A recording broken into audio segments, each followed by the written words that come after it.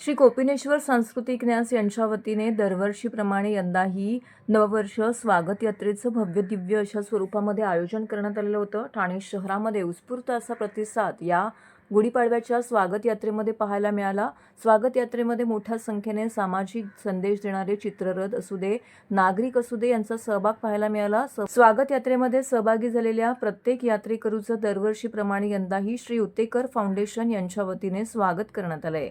याकरिता गोखले रोड येथे एक विशेष मंच उभारण्यात आला होता। या मंचावरून स्वागत यात्रेचं जोरदार भव्य दिव्य स्वरूपामध्ये असं श्री उतेकर फाउंडेशनच्या वतीने स्वागत करण्यात आलंय।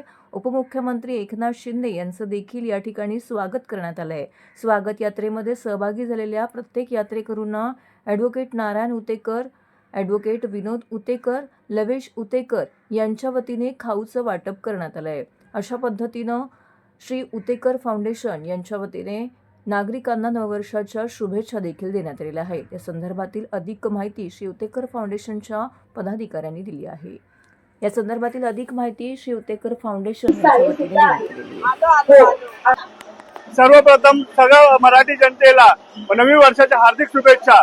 सालाप्रमाणे ठाण्याचं ग्रामदैवत असलेली कोपिनेश्वर महादेवाची ही यात्रा निघते, शोभायात्रा अक्षरशः देखणीय अशी यात्रा असते।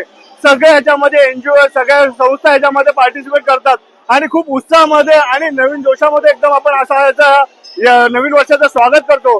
सगळे खूप आनंदाने याच्यामध्ये दंग होऊन त्याची मजा घेतात, आनंद घेतात, एकमेकांना शुभेच्छा देतात। हे एक अनोखा एक असा सोहळा हा असतो, हा दरवर्षी आपल्या ठाणे शहरामध्ये पार पडतो आणि तो सगळ्यांना एकदम हवावासा असणारा असतो। प्रत्येक ठाणेकर ह्या क्षणाची वाट बघत असतो की कधी हा असा क्षण येतोय।